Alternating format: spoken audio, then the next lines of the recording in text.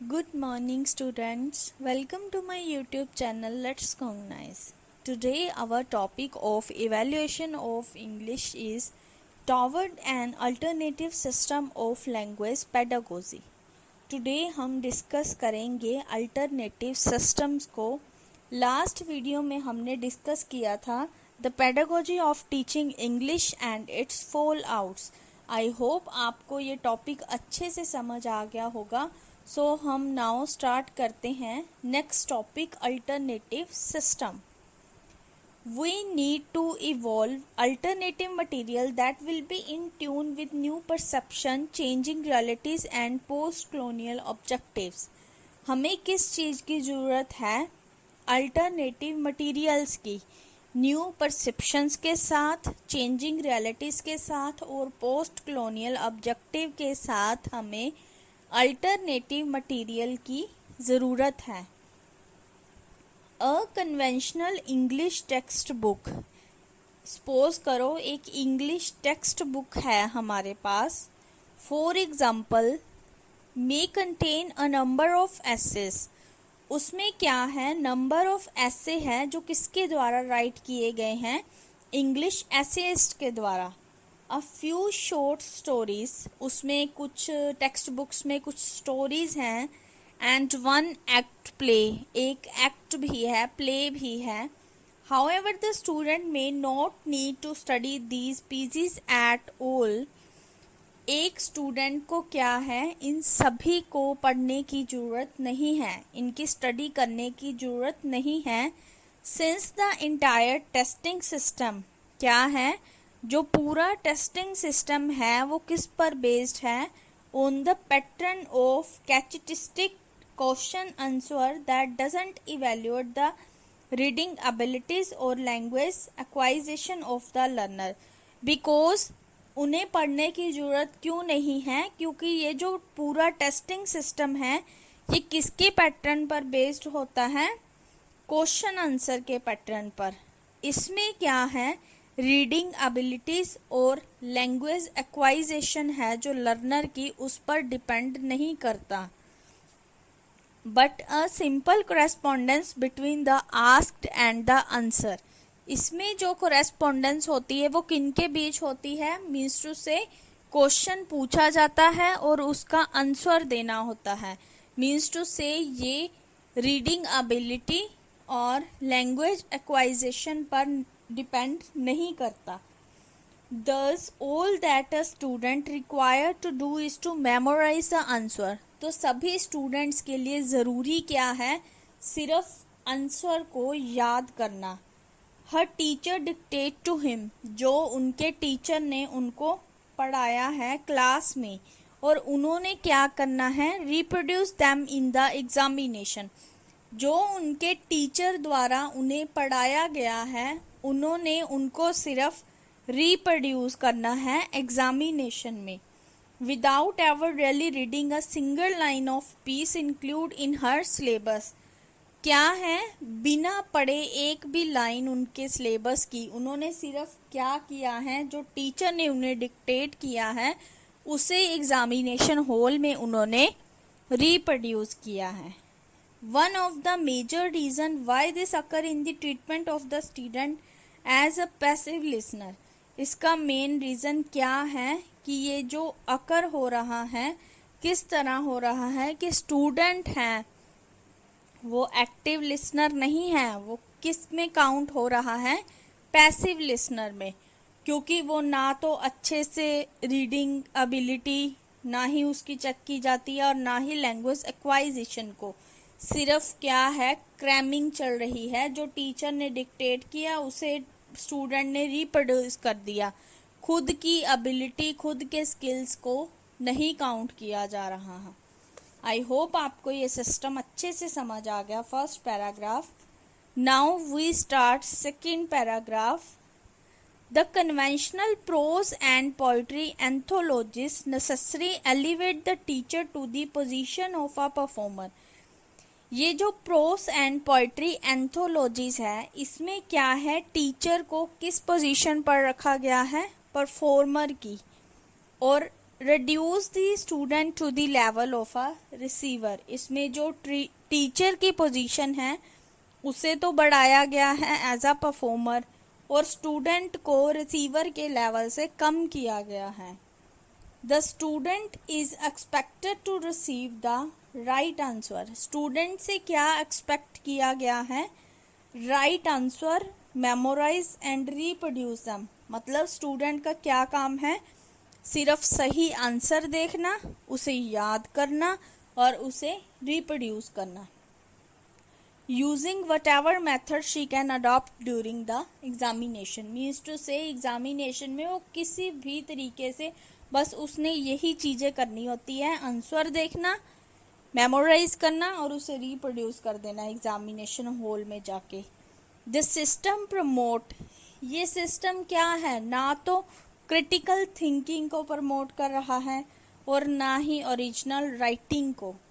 एक स्टूडेंट के लिए क्या सिस्टम होना चाहिए कि वो टीचर से किया गया डिक्टेट वो भी करे और खुद अपनी तरफ से, अपने स्किल से, अपनी रीडिंग एबिलिटी से कुछ ओरिजिनल प्रोड्यूस करे, ना कि उसे रिप्रोड्यूस करे। A non-conventional approach has to look beyond the classroom। Non-conventional approach में उन्होंने क्या कहा है कि क्लासरूम से परे होना चाहिए। Beyond the text book, text book के भी बियॉन्ड होना चाहिए, टेक्स्ट बुक से भी परे होना चाहिए।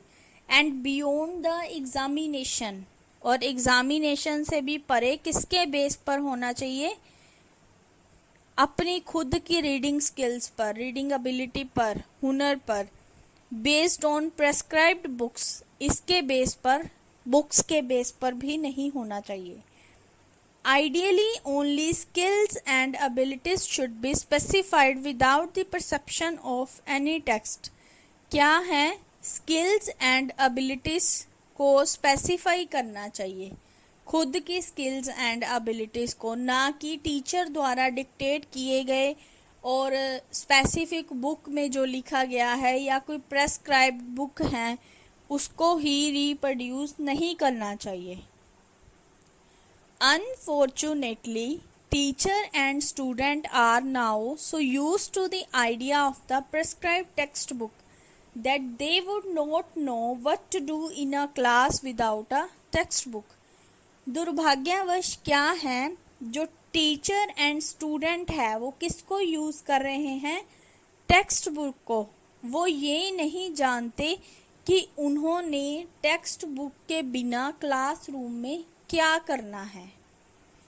It is a wrong thing. Teacher को भी ओनली टेक्स्ट बुक का ही यूज नहीं करना चाहिए, बल्कि कुछ खुद की तरफ से ओरिजिनली बच्चों को डिक्टेट करना चाहिए, तभी बच्चे सीखेंगे। लेट अस रियलाइज दैट, फिर क्या रियलाइज किया? Conventional text book can be use to elicit through provoking response. जो कन्वेंशनल टेक्स्ट बुक है उसे किस लिए यूज किया जाता है? रिस्पॉन्स के लिए, थॉट प्रोवोकिंग रिस्पॉन्स के लिए। The text can always be used as a sort of pretext to probe the imagination of the learner। जो टेक्स्ट है उसे हमेशा किसके लिए यूज किया जाता है? प्रीटेक्स्ट के सोर्ट के लिए, इमेजिनेशन ऑफ द लर्नर के लिए। मतलब जो लर्नर है वो क्या इमेजिन कर रहा है, क्या सीख रहा है। The supplementary activities possible with the text can be multifarious and infinite। जो एक्टिविटीज पॉसिबल है टेक्स्ट के साथ वो क्या है? मल्टीफेरियस हो सकती है और इनफाइनाइट भी हो सकती है। मीन्स टू से हमारी खुद की एबिलिटी है, हमने टेक्स्ट को कितना मॉडिफाई करना है, कितनी एबिलिटी है हमारे अंदर टेक्स्ट को लर्न करने की, लैंग्वेज को लर्न करने की और उसके थ्रू ओरिजिनल कंटेक्स्ट को प्रोड्यूस करने की।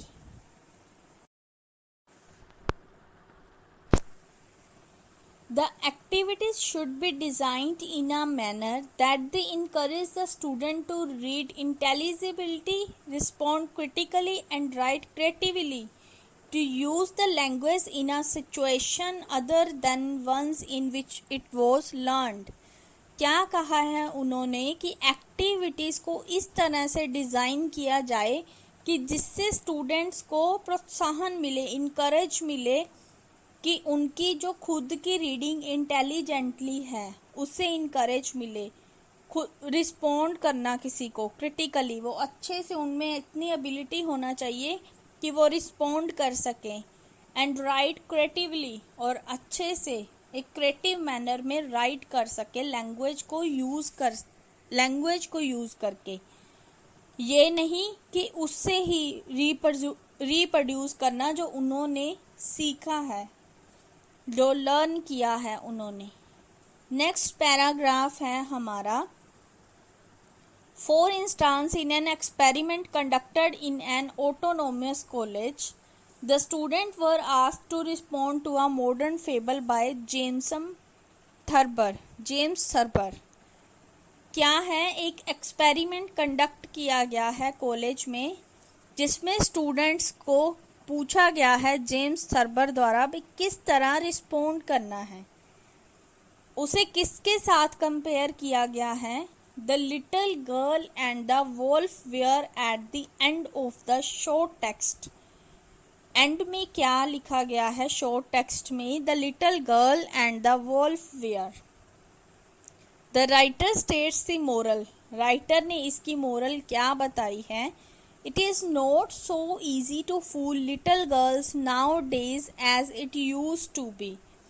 एक छोटी लड़की को पागल बनाना उतना आसान नहीं है जितना हम पहले बना देते थे। The students were asked to compare the old story. और स्टूडेंट से क्या पूछा गया है? कंपेयर करने के लिए कि हम इसे किस ओल्ड स्टोरी से कंपेयर कर सकते हैं। Little Red Riding Hood with the modern story, and to answer some critical question by the way of responding and expanding on the text। मतलब किस चीज़ पर फोकस किया गया है? टेक्स्ट की एक्सपेंडिंग मतलब फैलाव पर, स्प्रेडिंग पर, एंड रिस्पॉन्डिंग पर। Once of the question was, एक क्वेश्चन है जिसे विजुलाइज करना है। Can you visualize how a modern woman would have acted in the following situation? हमें दो एक्शन बताए गए हैं। इसमें उन्होंने पूछा है कि अगर एक मॉडर्न वूमेन होती तो वो इस एक्ट में किस तरह से बिहेव करती, इस सिचुएशन में किस तरह से एक्ट करती। फर्स्ट उन्होंने क्या बताई है हमें? When Draupadi was about to be dishonored by दुशासना।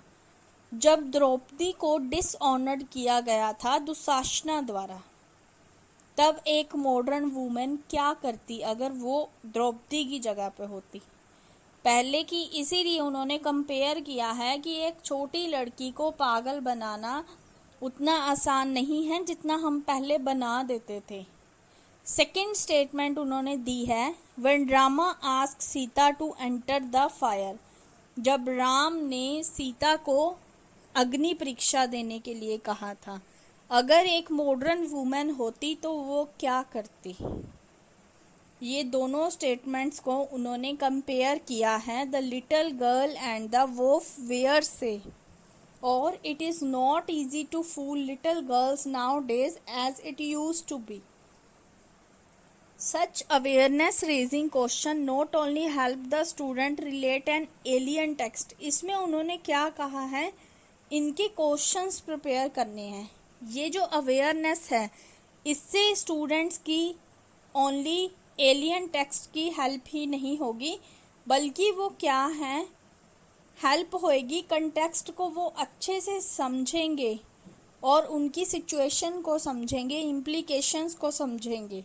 Means to से एक स्टूडेंट जब इस पर थॉट थिंकिंग करेगा, सोचेगा, तो उसे उस बारे में सब कुछ पता चलेगा, उस सिचुएशन के बारे में, इम्प्लीकेशंस के बारे में, कंटेक्स्ट के बारे में, एलियन टेक्स्ट के बारे में। मतलब इससे क्या है, स्टूडेंट की रीडिंग एबिलिटी बढ़ती है, क्रिटिकल थिंकिंग इम्प्रूव होती है, ना कि रिप्रोड्यूस करना है ओनली। लास्ट पैराग्राफ है हमारा इस टॉपिक का। The pattern of evaluation should serve these objective of expansion and creation and not reduction and reproduction. उन्होंने क्या कहा है, इस टॉपिक का हमारा मेन ऑब्जेक्टिव क्या है, एक्सपेंशन करना, क्रिएशन करना, मतलब चीज़ों को बढ़ाना, नई चीज़ों को क्रिएट करना, ओरिजिनल चीज़ों को, ना कि रिडक्शन करना मतलब घटा देना, और ना ही रिप्रोडक्शन करना, उसी को रिप्रोड्यूस कर देना एग्जामिनेशन हॉल में। रिडक्शन का यहाँ क्या मतलब है, जो टीचर ने डिक्टेट किया, एक स्पेसिफिक बुक ले ली, उसमें से क्वेश्चन आंसर रीड किए, चलो भाई हो गया, ऐसे नहीं करना। If the student can interpret intelligently what they read, अगर स्टूडेंट क्या है इंटरप्रेट करते हैं खुद की इंटेलिजेंटली को, जो वो रीड कर रहे हैं, रिस्पॉन्ड कर रहे हैं क्रिटिकली, और क्रिएटिवली राइट कर रहे हैं, अपनी मेमोरीज को टेस्टिंग कर रहे हैं, तो वो क्या है, अननेसेसरी हो सकता है। English education would then truly be meaningful, जो इंग्लिश एजुकेशन है तभी एक मीनिंगफुल बनेगी, and inventive to serve the purpose of the learner. Means to say क्या है कि जो लर्नर का मेन पर्पस है सीखने का, उसे काफ़ी हेल्प मिलेगी इन्वेंटिव की, मतलब नई नई चीज़ें खोजने की। एक जो लर्नर है उसे काफ़ी नॉलेज मिलेगी, वो चीज़ों को पहले खोजेगा, फिर उस पर राइट करेगा, और फिर उन्हें प्रोड्यूस करेगा, ना कि एक स्पेसिफिक बुक के मटेरियल से उसे रिडक्ट कर देगा और उसे रिप्रोड्यूस करेगा। आई होप आपको ये टॉपिक अच्छे से समझ आ गया। अगर आपको ये वीडियो अच्छा लगा तो please subscribe this channel and press the bell icon to get notification of all more updating new videos related to MA English Literature MEG 10 Block 4th। Next video में हम डिस्कस करेंगे the pedagogy of Indianness in Indian English. तब तक आप इस topic को अच्छे से रीड करना और खुद पर भी इस टॉपिक को इम्प्लीमेंट करना, आपके लिए काफ़ी हेल्पफुल होगा। एक लर्नर के लिए ये बेस्ट टॉपिक है और भी नई चीज़ें सीखने के लिए। Thank you guys, bye bye, have a nice day.